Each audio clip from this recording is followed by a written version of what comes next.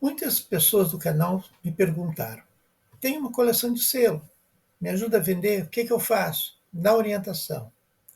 Bem, não sou, como já afirmei várias vezes, aqui um comerciante de selos ou material filatélico. Existem muitos que fazem isso, centenas, né, talvez milhares no mundo todo. O que eu coloco aqui são algumas observações, algumas reflexões que eu tenho feito ao longo da minha trajetória de colecionador. E, claro, eu procuro me valer da minha experiência também profissional. Sou um consultor de empresas, né, com 25 anos de experiência. Bem, vamos falar então um pouquinho do mercado. A variável preço unitário, quanto é que vale cada selo, é bem complicada neste mercado. A diferença praticada entre o valor de um catálogo, para quem não sabe, é um livro que contém ali o valor, a cotação do selo. É enorme. Pode ser uma diferença de 1/3 do valor do catálogo, 10% do valor do catálogo, e alguns selos até são vendidos 3 vezes o valor do catálogo. E aí? Como é que a gente faz? Pois é. O catálogo, então, serve como referência. O catálogo ali é utilizado, na realidade, para comparar os selos entre si, a equivalência. Ah, esse selo aqui é 3 vezes, né, o peso desse aqui. Se um é 1 e outro é 3. Então, um é 3 vezes o peso do outro. Mas não quer dizer que um marque R$ 1 e custe R$ 1, que marque 3 e tu consiga vender por 3. Entenderam? É só um valor de equivalência entre os selos. Bem, mas não é do catálogo que a gente vai falar aqui, né? A gente quer saber como é que a gente pode vender esses selos. Bem, eu posso vender de diversas formas. Uma delas é vender em lote, agrupar. Diz, olha, quero vender minha coleção inteira. E como eu não sei o preço, eu acho que vale muito isso aqui.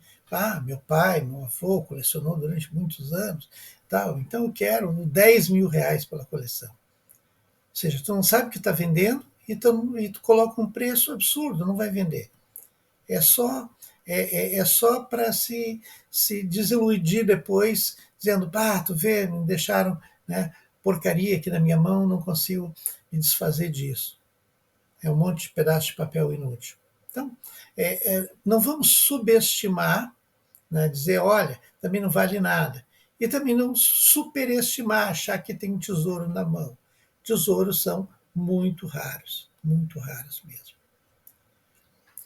Então, o que a gente tem que olhar? Primeiro, o próprio aspecto da coleção. Se é uma coleção, né, vamos dizer assim, um conjunto de selos, todos dentro de um ou dois classificadores apenas, como esse aqui, que aparece na imagem. Ou se é um monte de envelopes,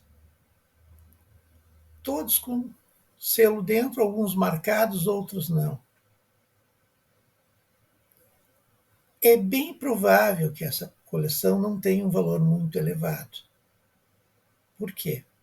Porque normalmente o colecionador mais adiantado, aquele que tem peças melhores, enfim, ele utiliza são álbuns, e esses álbuns geralmente são, essas coleções antigas são por países e em ordem cronológica de data.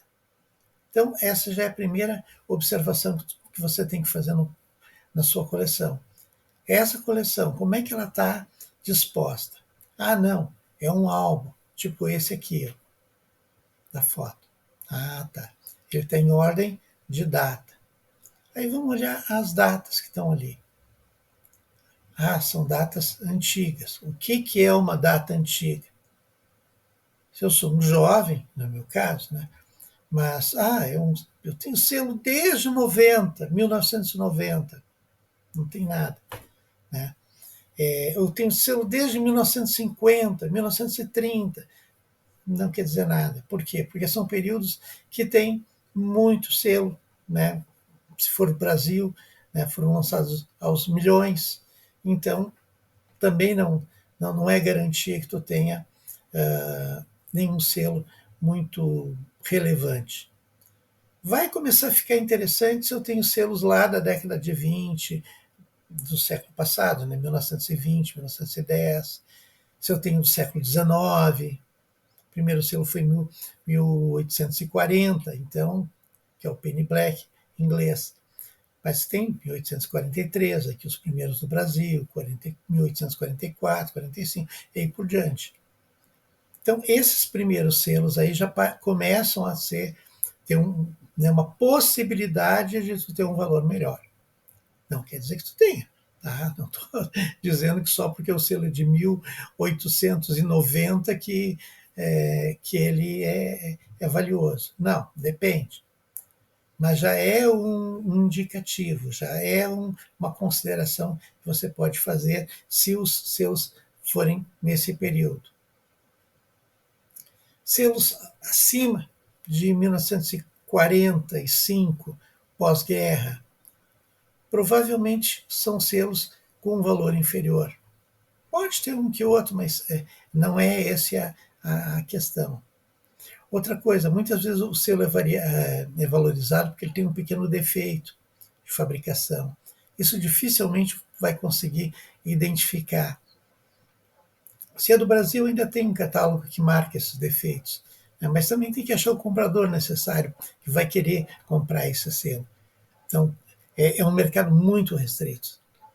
Quem procura selos que eu chamo de variedades, que são selos com defeitos. Eles saíram com uma cor alterada, com uma chapa quebrada, enfim, que deu um traço a mais ou a menos, foi impresso com menos cor do que deveria, né, com uma cor a menos, esse tipo de coisa. Tremido, né, enfim, dobrado, né, a imagem, coisas, né, desse gênero, né, que são que causam, vamos dizer assim, interesse para quem gosta desse tipo de coisa, certo? Mas vamos continuar então.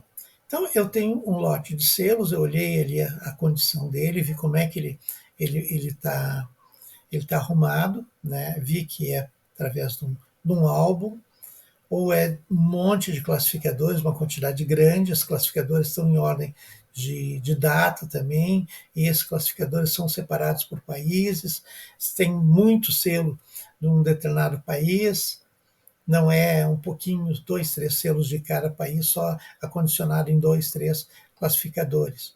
Né? Isso já é um indicador de um amador, né? Dificilmente um colecionador mais avançado, vamos dizer assim, que tinha peças maiores, ele vai ter 1, 2 classificadores só. Não, ele, né, certamente esse teria uma quantidade grande. Então, são pequenas pistas, né, que a gente tem para tentar identificar se a gente tem ou não alguma coisa. Ah, mas alguns disseram que eu posso levar uma filatélica. Pode. Só que a filatélica, ela, que é um comerciante, o que ele vai pensar? Né? Olha, esse aí não entende nada de selos, o que eu vou fazer? Eu vou, né, se eu enxerguei alguma coisa interessante ali, eu dou uma oferta. Se eu não enxerguei nada, nem oferta eu dou. Então, é uma forma já, claro, dá para levar para ver isso. Né? Se receber alguma oferta, é porque pode ter alguma coisa interessante, é melhor não vender. E se foi descartado, então, certamente não tem praticamente nada interessante de grande valor, senão já teria recebido uma oferta. Entenderam o raciocínio? É uma questão de entender a lógica do comerciante. Né? Ele vai, se ele viu alguma coisa que ele possa lucrar em cima, ele vai te dar uma oferta baixa, bem abaixo do valor que aquilo realmente pode ser colocado no mercado. E se for sem nenhum interesse, se não tiver mercado para aquele tipo de selo, que é aqueles que eu falei, né, que foram lançados num período que tinha muita produção e se usava muitas cartas, aquele determinado selo foi impresso em milhões, então tem muito no mercado, esse tipo de selo provavelmente não vai ser ser aceito, né, pelo comerciante, nem vai receber nenhum tipo de oferta. Tá, e como é que eu vendo então? Vamos dizer que eu tenha então uma oferta e ele me disse, olha, vale X.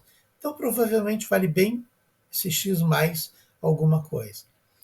O que pode fazer? Tentar vender o conjunto inteiro num site. Pegar todo, vendo uma coleção, eles me avaliaram em R$ 2.000, eu vou pedir 2.500, vou pedir 3, né, para ser que eu consiga vender. Provavelmente, se ele me ofereceu 2, é porque vale 4 ou mais. Né? Então, posso vender mais do que aquele valor que me ofereceram. Beleza. Só que dificilmente também tu vai receber uma oferta nessas condições. Por quê? Porque aí nós temos que ver a psicologia do colecionador. Quem está colecionando quer montar a sua coleção, não quer comprar uma coleção pronta de alguém. A não ser que seja muito barato, que ele vai, né, aproveitar algumas peças e tal, e também vai tentar comercializar, trocar o conjunto. Mas não é o perfil do colecionador. O que o colecionador quer são peças, são alguns exemplares. Então, o que a lógica nos induz? Né? Então, eu tenho que, na realidade, dividir essa minha coleção em pequenos lotes e oferecer lote a lote. Se é um álbum, eu vou pegar por ano esses álbuns. Olha, vou oferecer 1920, da Alemanha, que está aqui, tiro as folhas e ofereço esse ano que está aqui. Se é uma série bonitinha, tem uma série. O que é uma série? Séries são selos com desenhos similares, geralmente a mesma moldura, em valores decrescentes, né, os valores de face dos selos. Enfim, é fácil perceber que eles têm características comuns. A gente chama isso de série. Né? 4 peixinhos, né? Tem lá, eles estão no valor de 1, 3, 5 e 10. Então, isso dá a indicação que é uma série. Normalmente as séries recebem um valor um pouco mais alto do que o selo individual. Pode olhar no catálogo, até para conferir, para ver se é uma série ou não. Tá, eu estou falando em catálogo, mas a pessoa que está me assistindo deve estar perguntando, Taira, mas o que é um catálogo? Tá, o catálogo é esse tipo aqui. Ó. Esse site aqui é um catálogo. É gratuito, Stamp World. E aqui você vai encontrar todos os selos do mundo. Para o Brasil, eu tenho percebido que eles acabam valorizando em 3 vezes o valor que é praticado aqui no nosso país. Ou seja, se está R$ 3 no Stamp World, provavelmente o valor consegue vender tranquilo, assim, justo é 1. Então, né, divide por 3 o valor que estiver no Stamp World, vai ser um valor aceitável, um valor justo de mercado. Essa é uma dica que eu dou. E aí já dá para ver ali, né, nesse catálogo. Mas o problema todo é o seguinte, mas eu tenho uma quantidade absurda, né? São vários e vários desses catálogos, como é que eu vou olhar um por um? Né, como é que eu faço esse trabalho? Realmente não vai conseguir fazer isso. Então, o mais fácil é dividir esses catálogos, esses álbuns, no caso, em pequenos lotes e tentar vender nos sites de venda de produtos usados. Os mais comuns são o Mercado Livre, aqui no Brasil, né? O Mercado Livre, o Shopee e o Enjoei. Tá? Esses são os mais confiáveis, porque eles garantem para o comprador e para o vendedor a garantia do dinheiro de volta caso um deles não cumpra a sua função. Esse mundo maravilhoso dos selos. Mas insisto, procure ficar com a coleção, procure prestigiar aquilo que foi cuidadosamente cuidado por tantos anos, né, por esse ente querido. Mas, se não, aproveite as dicas e até o nosso próximo vídeo.